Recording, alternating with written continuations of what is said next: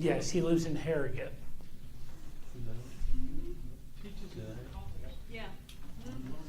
Teaches? I thought he was the admissions director at LMU. He is what I think you said. Yeah. I think I remembered that after you said it. All right. Well, we're going to get started in spite of a couple of key components not being here at the moment. All right. Let's start with our prayer list. Jean Howard went to the Hartford House. Yes, I heard about that. Been praying for her. That's obvious. That's Eugene Howard's mother. I'm not sure what the current status is. From what I hear, she's not doing well. Okay. Well, I think Hartford House is that place anyway. So, My brother died. I was with Tanya yesterday. yeah. She said, I thought this was so classic, and she said, don't you all be praying for me to get well. I'm ready to go. So I thought, how classic is that? So how about then our prayers are prayers of rejoicing and prayers for the family as they balance the emotion of loss with homegoing. So, all right. I like that. Thank you. That's good information. It's so freeing to hear that and be able, you know. But, all right. So, yes, Jean Howard. Elizabeth Zimmerman is in transitional care, so she should be heading home before too long. She's been there a while, but yeah. Let's see. Trying to think. I think we had another prayer request. I've had a few that are of the hey, let's keep this between us variety. But I have a prayer request. We had 5 visitors Sunday, so praise that they were here, and prayer request that we can not meet their needs, that's what I'm going to say, but anyway, that we can be what we need to be in the church family. okay, if you will forgive me, it didn't register at first that you were saying that. As I was looking for, I didn't hear the first part.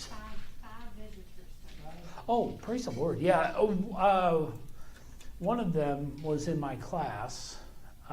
So yeah, and we've already been texting this week, just talking back and forth, and so that's good. Excellent. Yes, 5 visitors, and yeah, definitely the goal is let's make them welcome and integrate them into our family. So.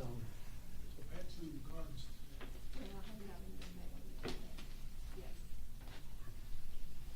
Say again? Oh, cards. Okay, gotcha. All right. What else do we have? I talked to David Hardesty about an hour ago, and said he wasn't gonna make it tonight, but he would try to come this Sunday. But I know he had pneumonia, but whatever else come along with it is about keeping him. I mean, he's Okay. really affected.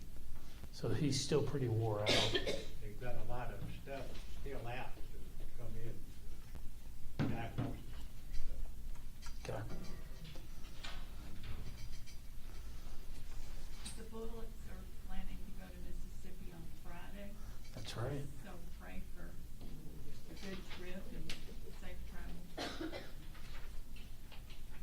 The Edses are in Florida.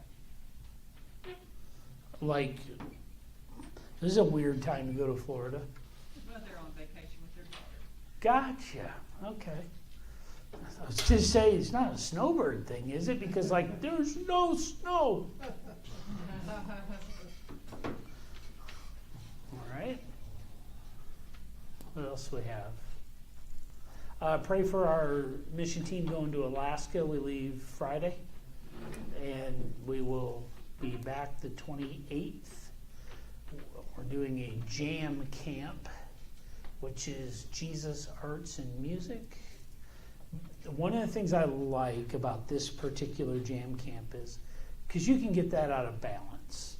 Okay, arts in the church kind of thing can get way out of balance. And so I'm always a little skeptical at first that we're teaching kids that literally everything belongs in church, even if it doesn't. But these guys do it really well. They manage what it is you're teaching the kids in every aspect of what you teach the youth, in terms of whether they're using their artistic skills, whether they're using their voice, their instrument skills, whatever it is, you're teaching them how they can use it for the Lord's glory, where they can use it for the Lord's glory, that kind of thing. And so it's really good. They do a very good job of that, and always the gospel is preached. So, what's that? When are you leaving? Friday. We'll leave the church parking lot at 12:30 p.m. Yay! No, the fun part is never the travel to and from. It's always the being there. But we also have we have 17 people going, and or 50, I can't remember exactly. 17. 10 of them are workers, our work team, like they'll be doing things like plumbing and electrical and all that kind of stuff. 7 of them are the camp team that will be helping with the jam camp. We're partnering with another church out of Georgia, and of course, with the camp themselves in Alaska. So it will be good. So pray. All right. We have anything else? Because I'm got a lot to go through today. So let's pray. Lord, again, as usual, and we say this, I think, every week, everyone on this list matters to you, as well as the people sitting in the room. I mean, we all have needs. We all have deficiencies. We are human. And so there is no perfection in our lives but for your presence in it. And so we ask that you would give each person here, especially those who have brought up prayer requests, that you would give us eyes to see where to serve these people. And even like Pat talked about this evening, the visitors that have come, that we would understand how to minister to them, how to integrate them into our family, let them know that we love them, and to truly live out that love for them. So Lord, for all those who, let me think for just a moment about Jean Howard. She's ready to go. She don't want anyone praying for her healing. So Lord, I love an attitude like that. She loves you. And I know that it is precious in your eyes when your saints are crossing over from this broken life into everlasting life. And we will rejoice with her in that day, and we will comfort her family as they mourn. But we will rejoice with them as they rejoice over her presence with you. We love you for all that you do, because we're human, and sometimes we need a reason to love. That's just our brokenness. But we do. Everything you do, we love you for it. Teach us to love you just because you are you. In Jesus' name we pray. Amen. All right. Now, further away from my table than I normally am, so we'll just do this. We are in chapters 43 and 44. I want to get through this tonight. I'm going to work at it, okay? There's a lot here. And the reason I coupled...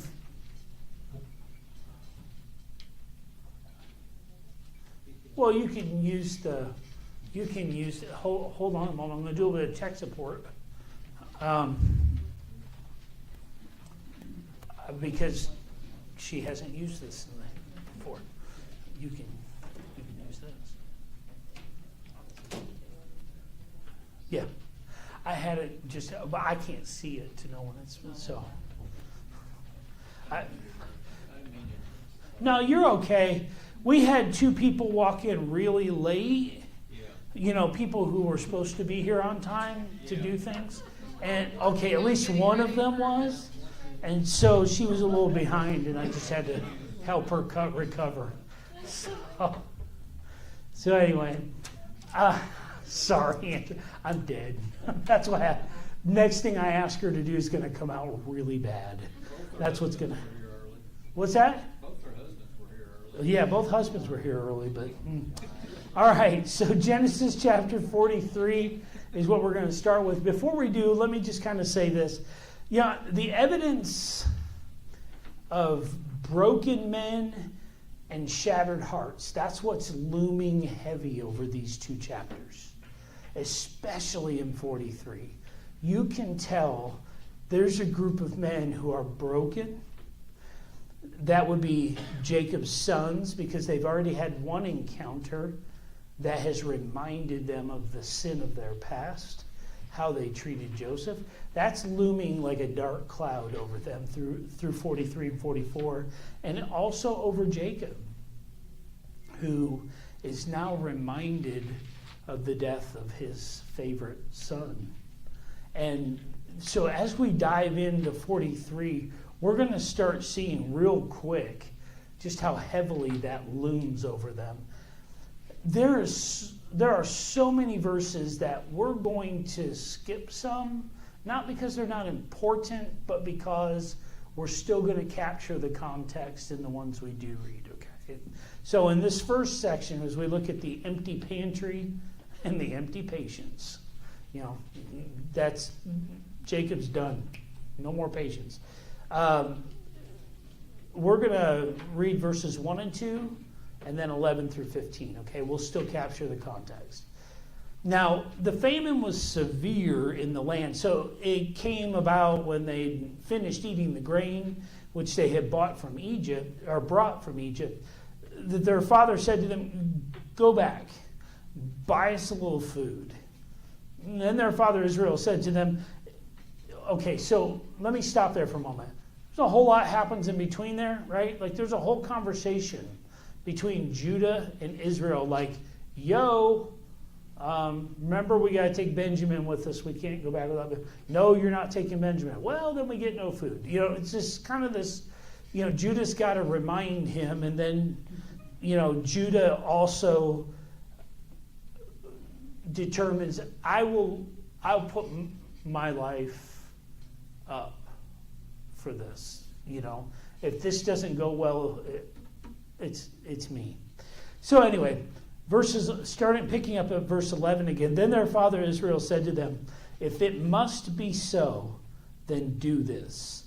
Take some of the best products of the land in your bags and carry them down to the man as a present, a little balm and a little honey, aromatic gum and myrrh, pistachio nuts and almonds. I'm already excited. Take double the money in your hand, and take back in your hand the money that was returned in the mouth of your sacks. Perhaps it was a mistake. Take your brother also, and arise, return to the man. Man, that's hard. He just had to turn around and let him go. And it may seem at first that maybe he's got faith, or maybe he's resigned himself to this. They've got to eat, right? It's, if I lose one son but feed the rest of the family, isn't that better than losing the whole family, right? Including the one son. And so there's all this going on, but you know, sometimes faith the size of a grain of mustard, I don't know, sometimes it looks like resignation. You know what I'm saying? Sometimes you've got enough to go, you know what? God is God. He's going to do what he's going to do. And so you resign yourself to that fact. Or it looks like you're resigning to that. But God takes that moment when you did the thing that was wise, when you finally resigned yourself to the fact, even if it was just the hint of faith, and he launches into his campaign of faithfulness so that you can see he was worthy of it all along. Usually at the end of something like that too, you find not only was he worthy, but you almost feel a little ashamed for not trusting him more. Yeah. What was I thinking? I could have trusted him even more. Oh, I could have been without any worry through all of this. But, So, but Israel, I'm going to use his real name now, Israel, seems to have some selective memory. He has forgotten that in order for them to go, Benjamin has to go. They're sitting there, he's like, hey, go ahead and get some more food. Benjamin, go ahead and get some more food.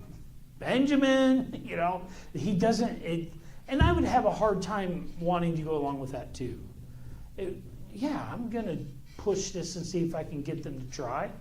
But Judah's very clear, we can't. They're just going to send us back. So he prevails on them and sends them. Now, let's look at Genesis 37:25 real quick. Oh, no, let's not. Let's roll back. Let me ask a question because I read too far. Is Jacob experiencing a moment of disconnect?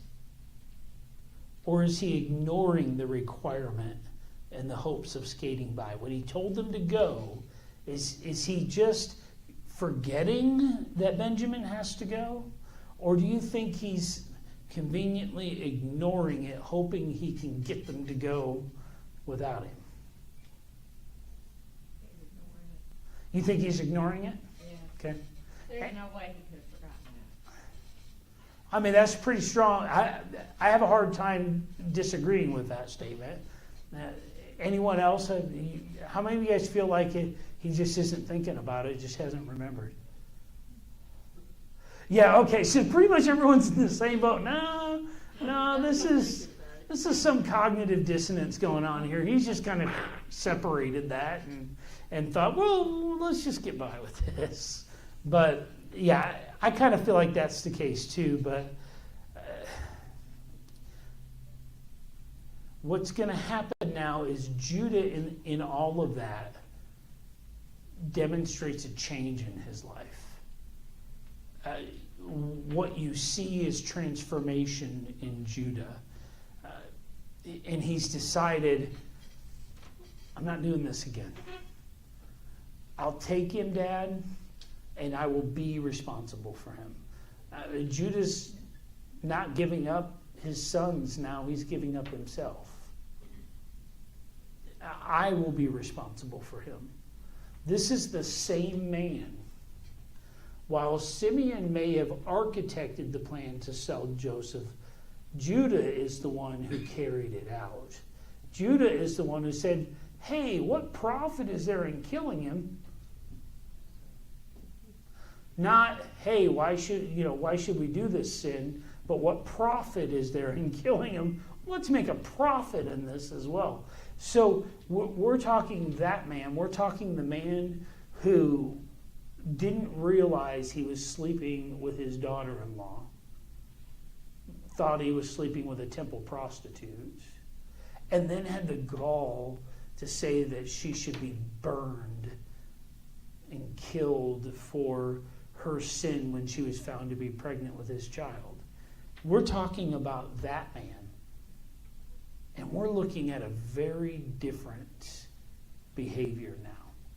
This is a man who has gone from not where the buck doesn't stop with him, but now it does. You see what I'm saying? So there's a difference here in Judah, and it's a great difference. Now let's look at Genesis 37:25.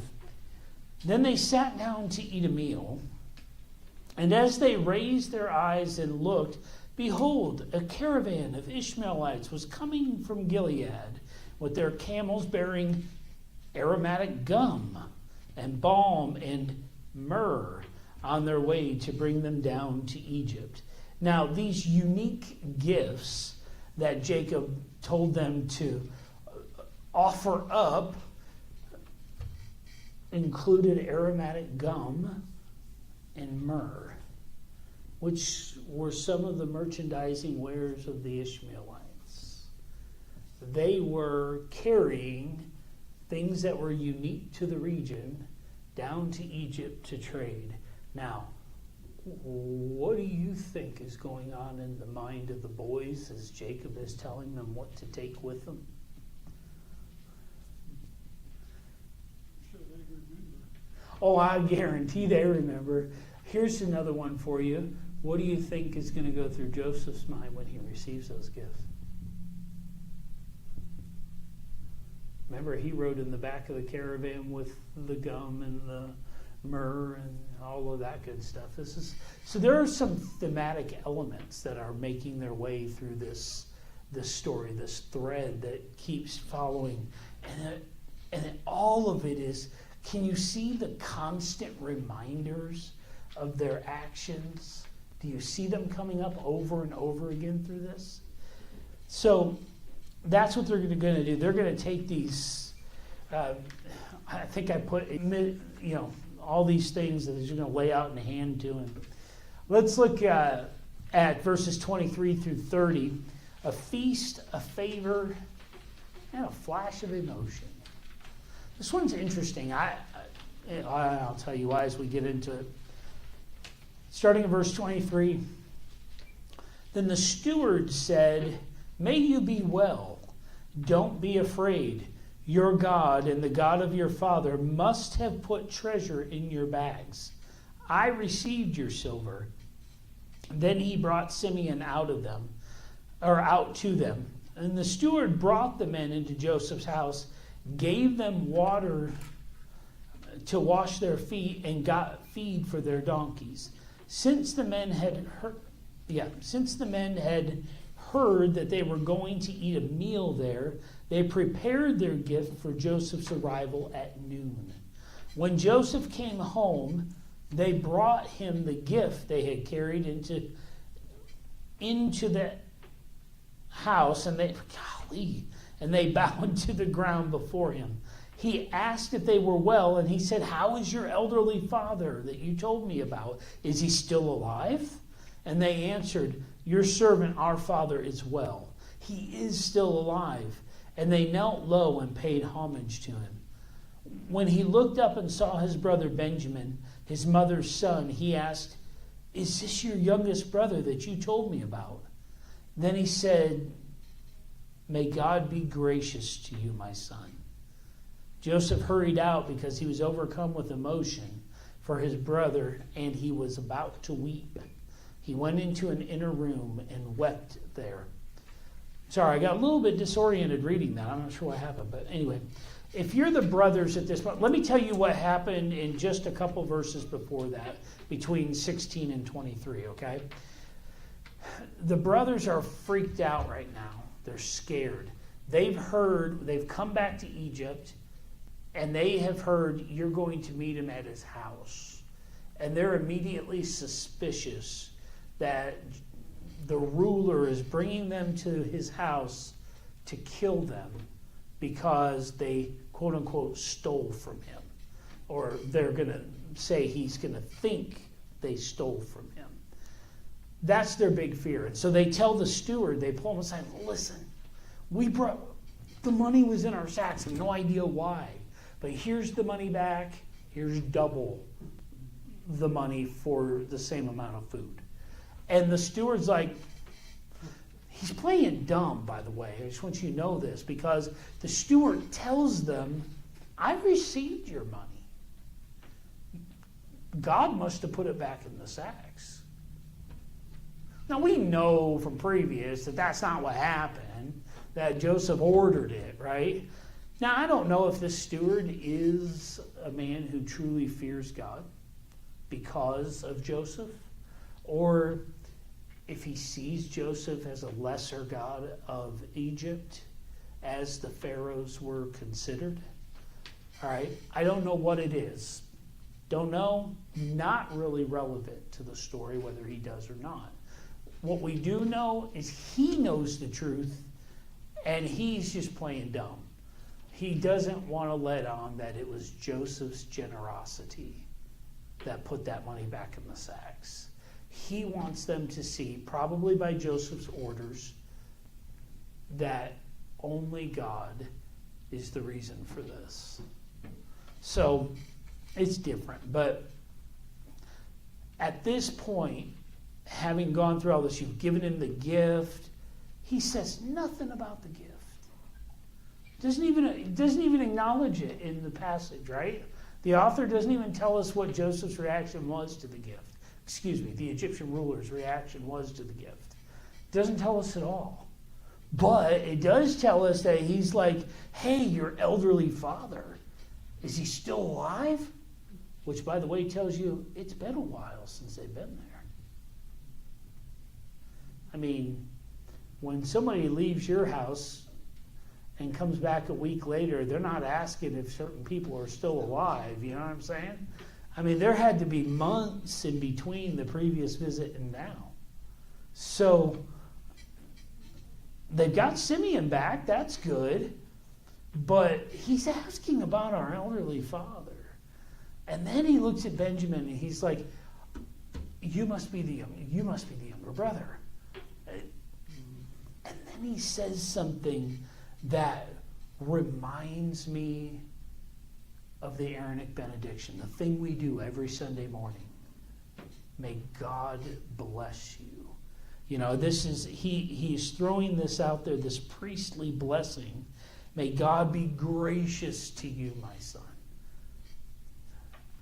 And those are tender words. And he's speaking in a personal manner about God, not may your God be gracious to you, may my God be gracious to you. He's speaking in a common, shared manner.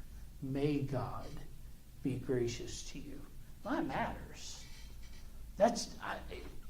And for them, you know, again, I'm sure it's for these guys, they run into God-fearing people everywhere they go. It wasn't just Jacob's family that loved God, okay?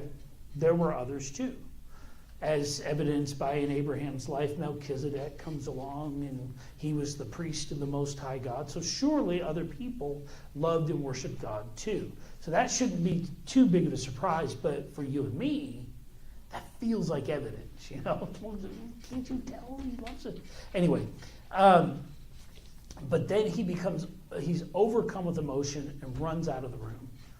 That would be, I don't know, let me get your take. You've been separated from your family for, I'm going to say about 10, 12 years by now, maybe 14. How do you feel when you see your favorite sibling again or your favorite family member again, but you've got to keep your composure? Is that possible? Can you? Easy. No. I don't know. Sometimes I'm weird. Sometimes I'm an emotionless rock, and other times I'm just a mess. But I'd never know which, depending on when. You know, if it was my wife, I'd be a mess. There'd be no way I could. You know, if it was my brother, yeah, I could probably hold out for a little bit. No, I'm just kidding. I love my brother. Anyway. Then the meal comes along. Now I know we didn't read about the meal. In the meal, what happens? He seats them in birth order. It's just crazy to me. Surely you got to be thinking something. Either, that ruler's got some good spies, or something weird's going on here.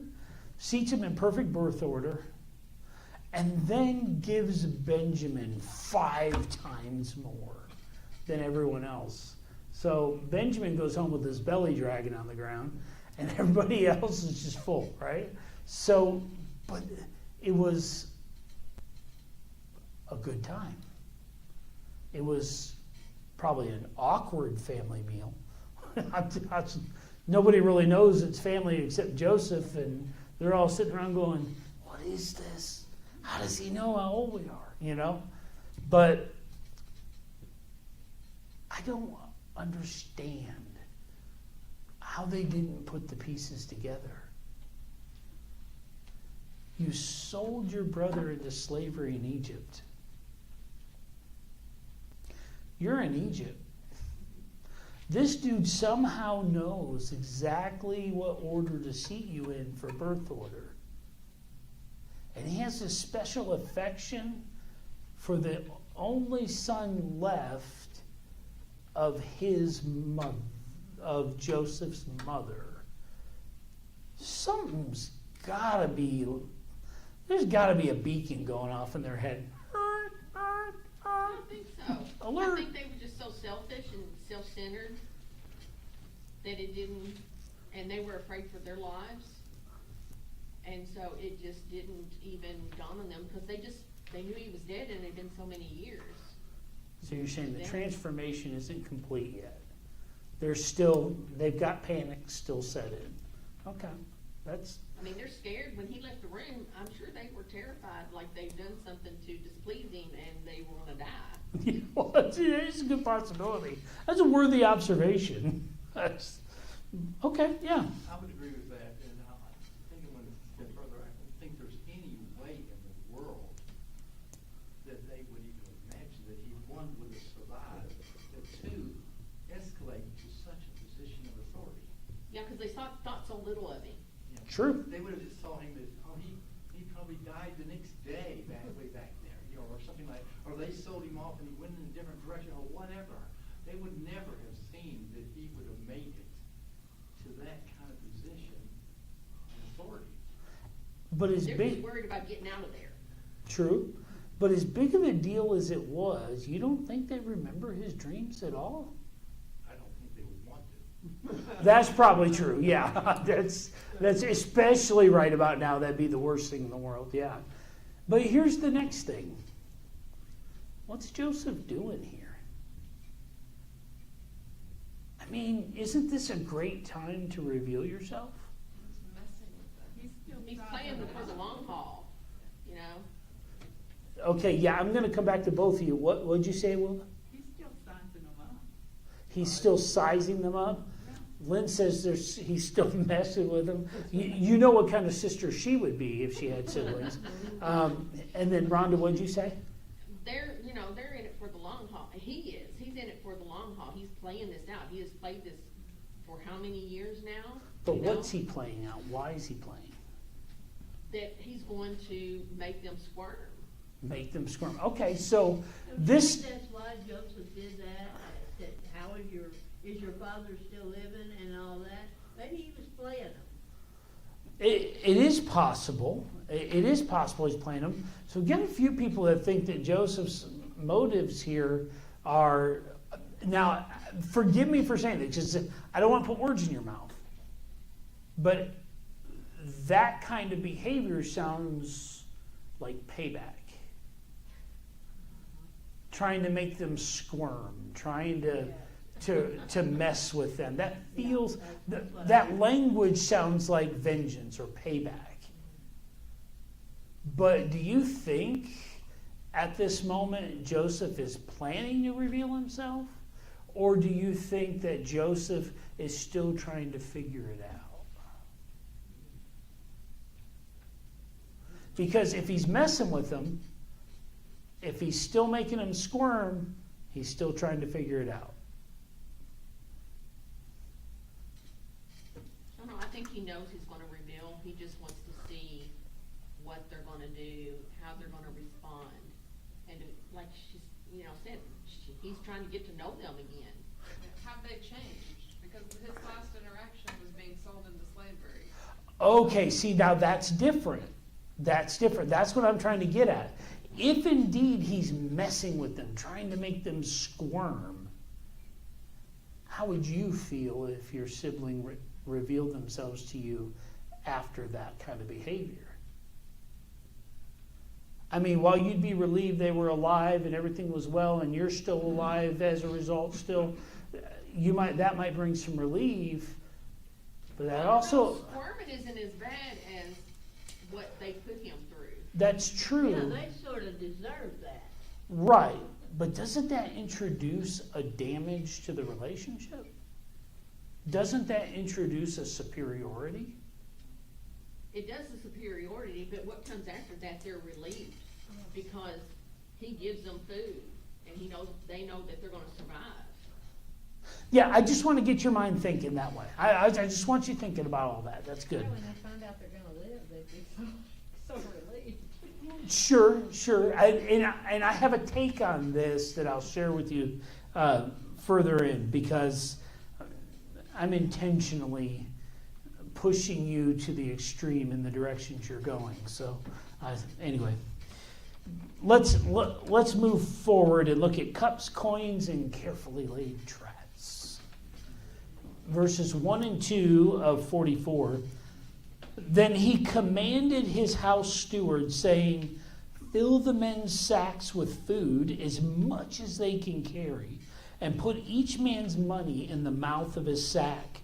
Put my cup, the silver cup, in the mouth of the sack of the youngest, and his money for the grain.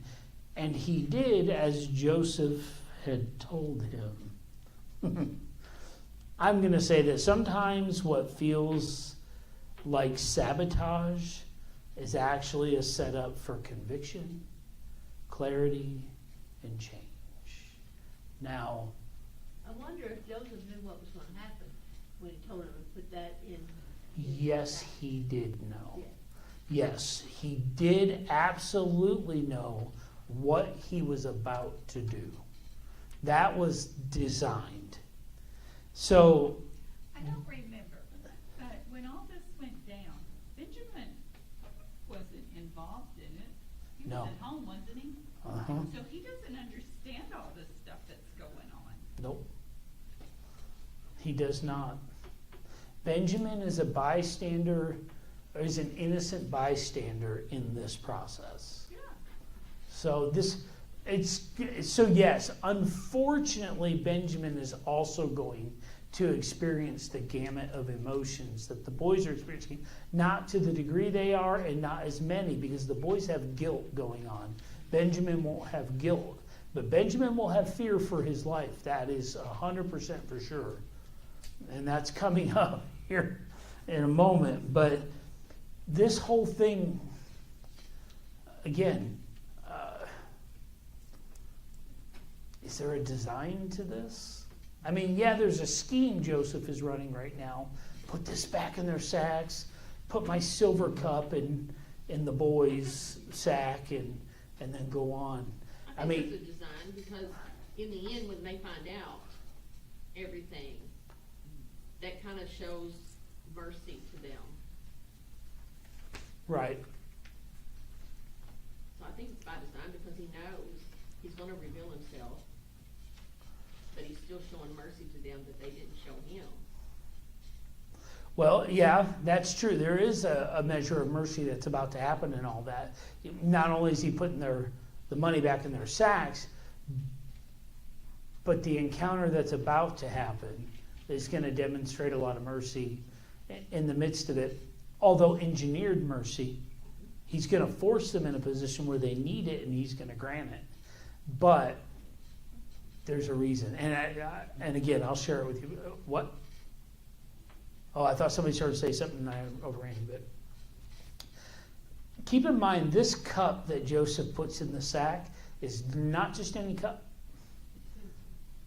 It's his, which means he probably drank from it at dinner time.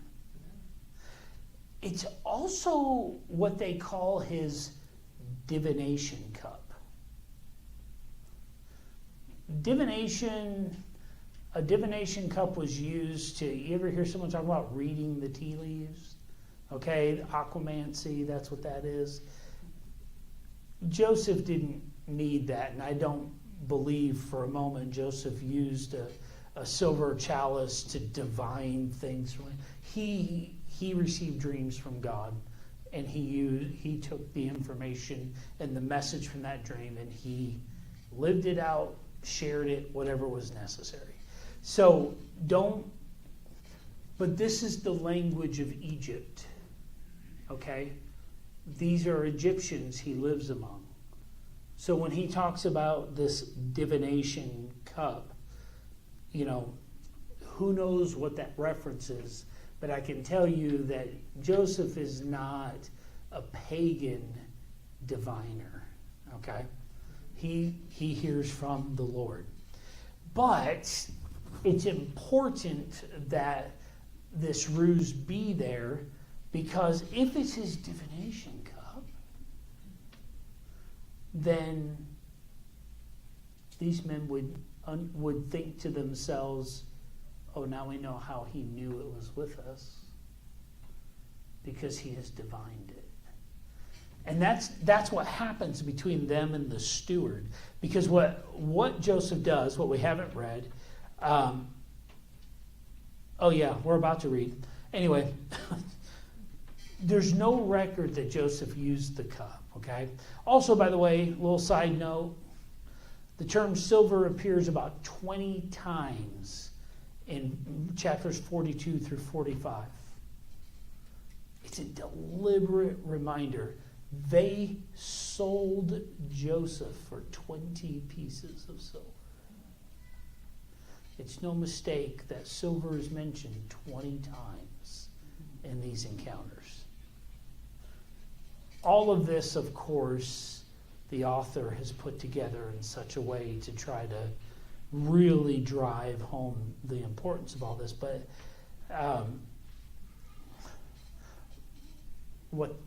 and the statement I'm making in there is what they sold, they're now being made to see. So they sold Joseph for 20 pieces of silver, and now they're just seeing silver everywhere. It just keeps coming back to them like, take it back. It's kind of like we are with our sin. David in Psalm 51 said, I know my sin, it is ever before me. And he's just like, take it back, take it from me. And we're the same way. We have sin in our lives. We have that thing we won't deal with, whatever it is, and we're like, okay, it keeps coming up. My conscience is battered and exhausted. Take it back. Take it, it's yours. We want the Lord to take it from us. But anyway, in this situation, they're going to see silver all over the place. Let's look at verses 3 through 10 of chapter 44. The search, the shock, and the threat of slavery. Very circular. As soon as it was light, the men were sent away, they with their donkeys. They had just gone out of the city and were not far off when Joseph said to his house steward, Up, follow the men, and when you overtake them, say to them, Why have you repaid evil for good? Is not this the one from which my Lord drinks, and which he indeed uses for divination? You have done wrong in doing this. So he overtook them and spoke these words to them. They said to him, Why does my Lord speak such words as these? Far be it from your servants to do such a thing. Behold, the money which we found in the mouth of our sacks we have brought back to you from the land of Canaan. How then could we steal silver or gold from your Lord's house? With whomever, and this is Judah, by the way, with whomever of your servants it is found, let him die, and we also will be my Lord's slaves. So he said, now let it all, the steward says, now let it also be according to your words. He with whom it is found shall be my slave, and the rest of you shall be innocent. That's mercy, isn't it? Careful, Judah. Hasty vows come back to bite. Just ask Jephthah. He knows. That's with whoever it's with, let them die. Just when we thought Judah was going through a transformation. Can you imagine how heart-stricken he would have been when it came out of Benjamin's sack?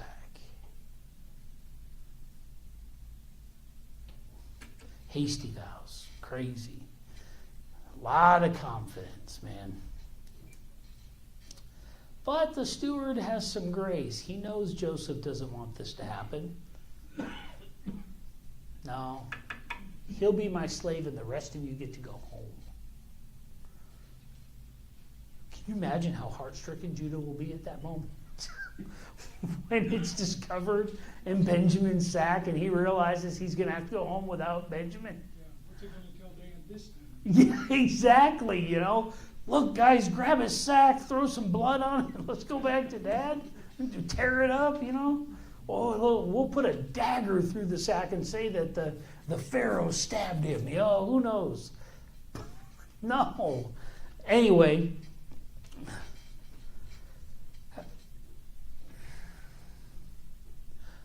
this is a trap. And Joseph's going to find out what kind of men his brothers are. We're about to see whether his brothers have changed or not. And a changed man learns to tame his tongue before his trial. God will test us with situations that echo our past to see what still lives in us. And sometimes we do face those moments that look like our past. And we have an opportunity, a new opportunity, to respond correctly this time. Let's look at the speech that saved the family. Again, 11 through 34. What I'm going to read is mostly the speech because it's 23 verses is a lot, and we're coming to an end here. So let me get to 44. Here's what I'm going to tell you. So when they get back to Joseph's house, and you know there are issues. they're freaked out. They tear first of all, with the steward, they tear their clothes when they see that the cup is in Benjamin's sack. They're destroyed. At that point, the tearing of the clothes is the most humble a Jew becomes at that moment, because they don't expose their body. That is a shameful thing. So for them to tear their clothes is the ultimate sign of humility and desperation. That is equivalent to Isaiah in Isaiah 6 saying, "Woe is me, I am ruined." That's what that's like. That's Job when all of his family was killed except the wife that he had to keep. Anyway, I'm just kidding. She was pretty hard on him, you know. Curse God and die. You know, couldn't she have gone with him? But anyway, Job's response to all of that was to tear his clothes. This is where they're at. They meet the steward, or the steward opens their sacks, they tear their clothes, they're like, ah! Oh, once again, can they ever get away from the iniquity of their past? It feels like it revisits them every day. Okay? So that's what's going on. But then Joseph says to them, I'm going to start at verse 15 and read the rest, okay?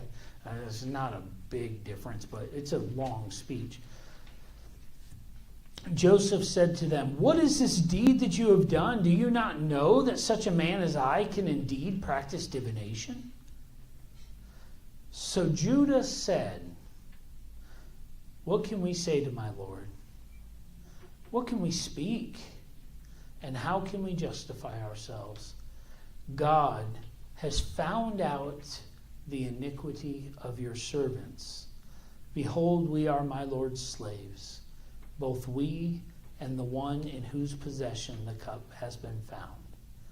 Now, that's a different Judah. Did you hear a single excuse? Did you hear him plead at all? He just said, we are without excuse. We're your slaves. He surrendered to the circumstance.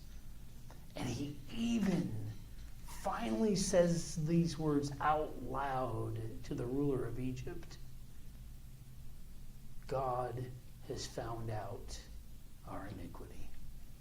He wasn't referring to a cup in the sack because he knew none of them did that. He's referring to selling Joseph into slavery.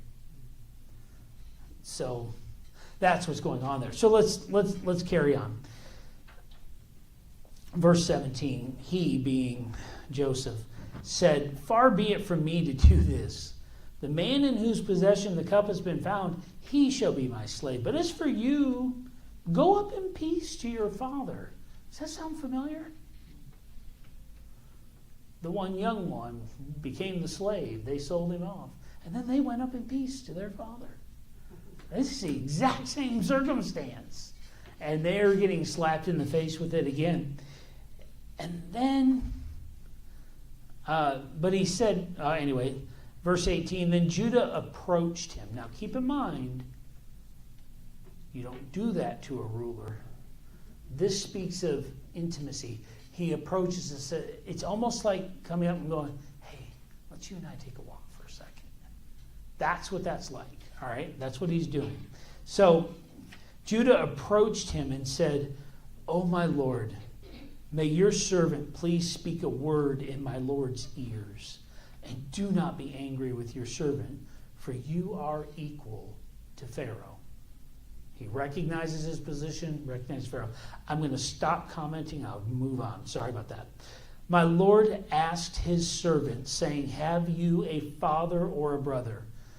We said to my Lord, we have an old father and a little child of his old age. Now his brother is dead, so he alone is left of his mother, and his father loves him. Then you said to your servants, bring him down to me, that I may set my eyes on him.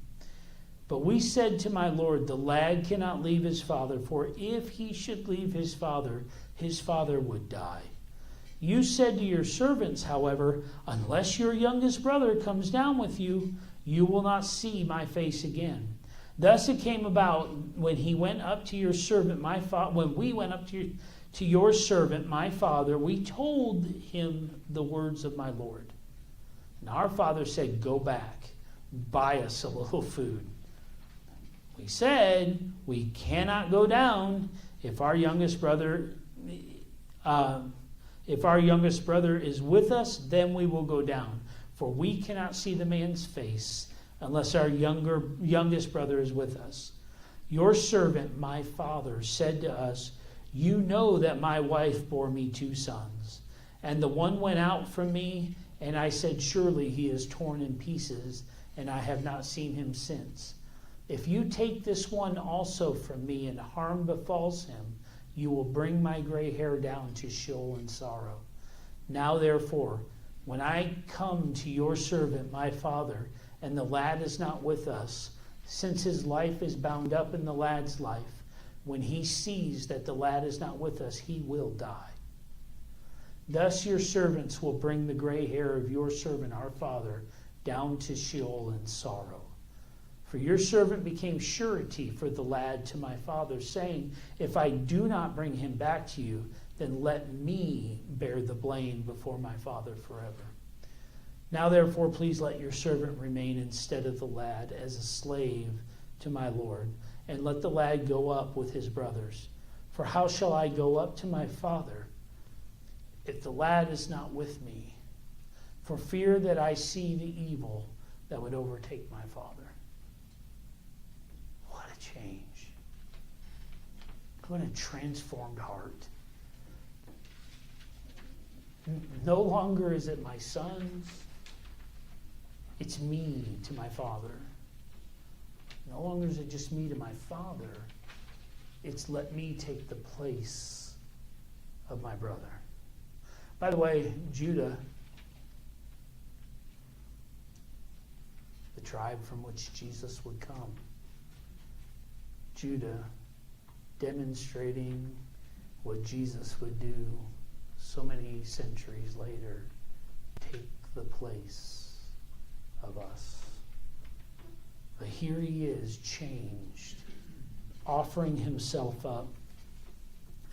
Let's look and see just what that means. First of all, I want to share with you what K.A. Matthews wrote. He's a commentary writer. He wrote, Judah has undergone a moral reformation, not through a single event here or there, but through the cumulative effect of life's vicissitudes. The man who led his brothers into sin now leads them towards salvation. So let's just look at a few highlights from the conversation. This is the longest speech in the narrative regarding Joseph, the longest. And it's good that it was, because he's entreating him, and he spoke very carefully, didn't he? He retold. It's packed with flashbacks. I mean, there are quotes from Israel. There are reminders of past pledges. Even Israel quoting himself. So Judah is quoting Israel, who's quoting himself in the midst of this thing. I mean, he gives him the whole story, almost the whole story. But Joseph doesn't need him to give that. He knows that part of the story. And also, this is Judah's confession. He owns their guilt in verse 16. What's he focused on, though? Is he focused on his life? Where's his focus go? And his dad. Ultimately, his dad. Now, his life is bound up in the life of the lad. If I go back without him, he dies. He's... Consider that for a moment. The act of hatred towards their dad and the destruction of their brother Joseph. Now, he has a heartfelt tenderness for the well-being of his dad. A whole lot of change is going on here. A whole lot of change. Let's. You know God's done a work in your life when you no longer fight to save your reputation, but to save someone else's future. When you don't matter as much as someone else, the Lord has worked in your life. Let's look at some application here. Hey, we're going to get through it, guys. All right. Famine, fear, family tension. That's what we're looking at. God was shaping their character. The reason I asked you so much about what Joseph was doing is it would be really easy for us to think of what we would do and project that into this. All right? I can't say 100% that there wasn't any kind of pleasure Joseph got out of some of this, okay? What I can tell you is everything we'd seen about Joseph up to this point was Joseph hearing from the Lord and sharing it or doing it. He tells Pharaoh it's going to be 7 great years. We need to store supplies. We need to be prepared because what's coming after that is 7 years of famine. We need to get through that. You need to appoint someone wise to steward that. And so that was the message he received from God that he delivered to Pharaoh. Pharaoh raised him up and made him the one to do it. And Joseph executed exactly the wisdom God gave him. There's no reason for us to believe that Joseph isn't simply executing what God has commanded him to execute. There's also no reason to believe that Joseph isn't simply human. Okay? So I'm not wiping away the validity of some of the thoughts about him making them squirm, that kind of thing. What I am doing is trying to bring a little bit of doubt to the strength of that thought. If any of it was there, it was stolen moments. because every bit of this ended up exactly the way God wanted it. The family reconciled. They moved to Egypt. The line of Christ was preserved because of Joseph's wisdom and because of the way he brought reconciliation to the family. So again, there's room for Joseph to have a few stolen moments, possibly. But I believe every bit of this was engineered by God. That's my take. That's my view of that. So let's look at God's work in his shaping of their character. First of all, with Jacob. Jacob had to let go, not because he trusted fully, right? But even that was a step in the right direction. Jacob had to let Benjamin go. He had to resolve. Judah had to face his past. There are several ghosts in that closet, by the way. But I want to highlight this particular statement in that point. Judah had to choose to be the kind of man he wasn't before. This was not a visceral response. Judah's casual, hey, let me speak into your ear, an offering of himself was not an automatic natural response for Judah. He had to choose to be the man he wasn't before. He had to make the right decision. Joseph, back to what we talked about, had to hold his power in check. I mean, he had the power. He could have just, hey, let's make this all happen now, or he could have just tossed him in jail and treated him the way they treated him.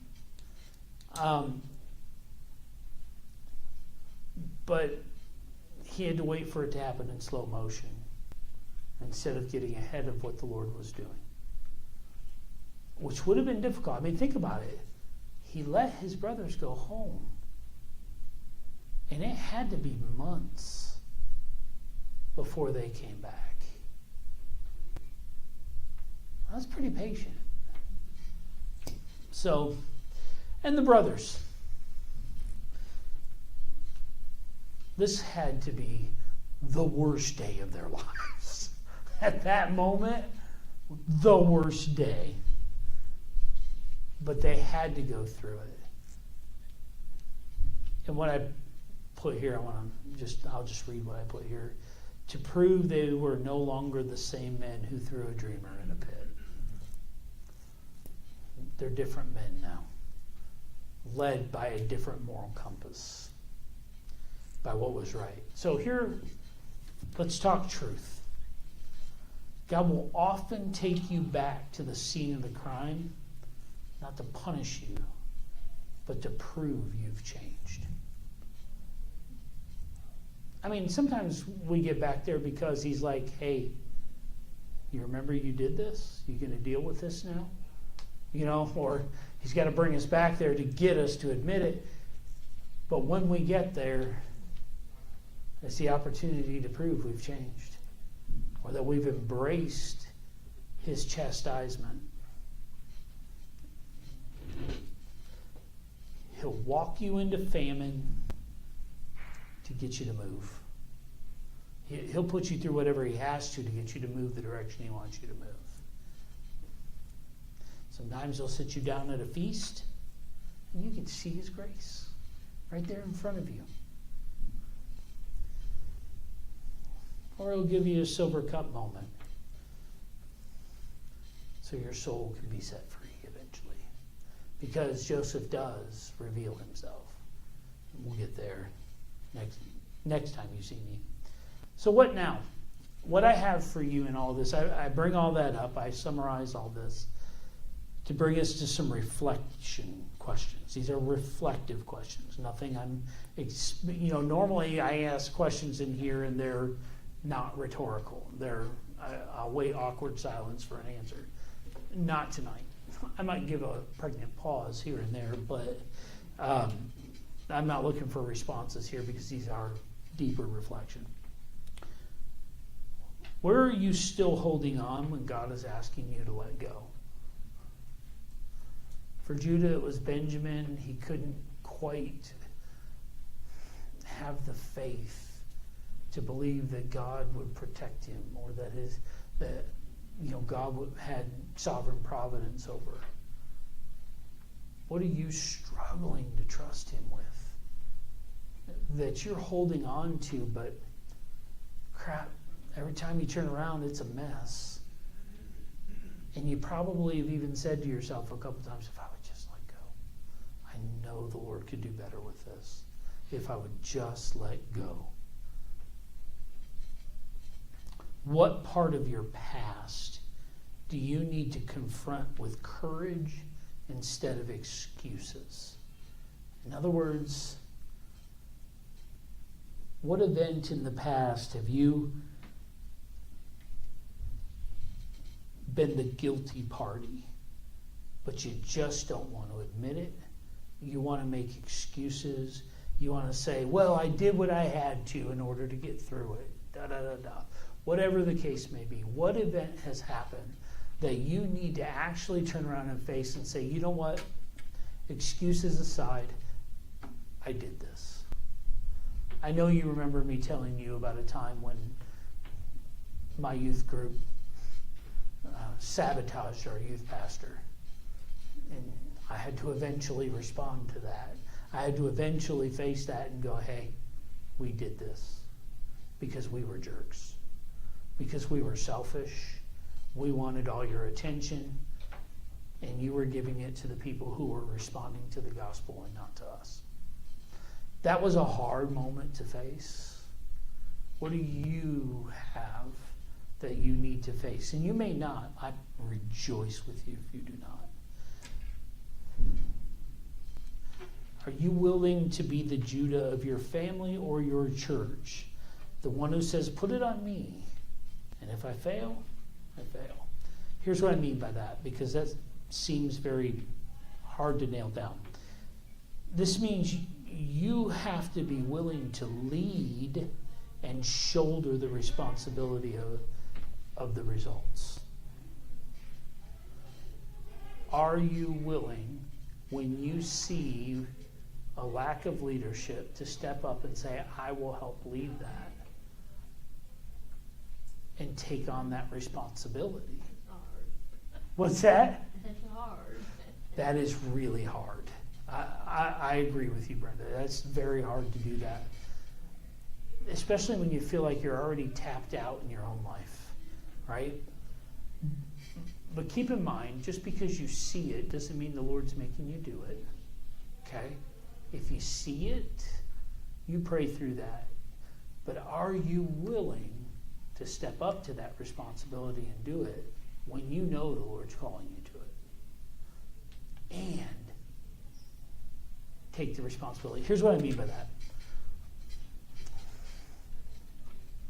In my family, I could take responsibility, but the church, I don't know.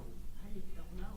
Well, and I'm not talking about like, off the cuff, I'll just take responsibility for that. I'm talking about sanctioned responsibility.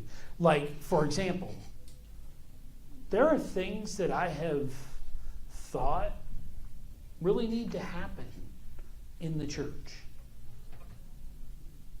I've hesitated because I feel like I do a lot. I feel like I've got a lot on my plate right now. So until I get rid of something, I can't really do it. Well, that's a responsibility I've got to take. I've got to get rid of it. Some things, if the Lord will allow, before I can go to Scott and say, hey, this is where the Lord's burdening me. I see this. This needs to be taken care of. This needs to be done. I'm willing to do it, and I'm willing to take responsibility for it if it fails. But I'm confident I need to do it. That's sanctioned responsibility. Is there something like that here that you need to look at? So, finally, last question, and then a statement at the end. Are you being tested by God or trusted by God to show what He's done in you? So you know there's that cycle, or not cycle, there's that motion, that flow, where you enter into a season of great difficulty. And in the midst of that great difficulty, he begins to shape your character, to mold you. What comes out of you in that difficulty is what you have been allowing into you. Whether you've allowed people to pour into you the scripture, the teaching of God, the fellowship and relationship with God, so that when you go through that time of testing and that squeezing of the grapes, what comes out are the things of God. Okay?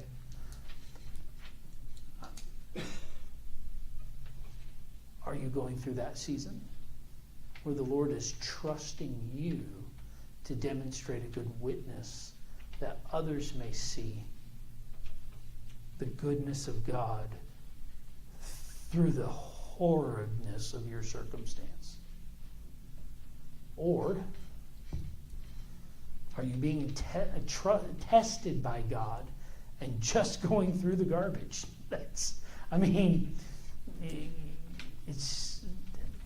I heard stories from my parents of times when they would drive through Detroit where they lived, and you would try to time the lights, because certain lights, if you got stopped, you could be bereft of your hubcaps by the time the light turned green.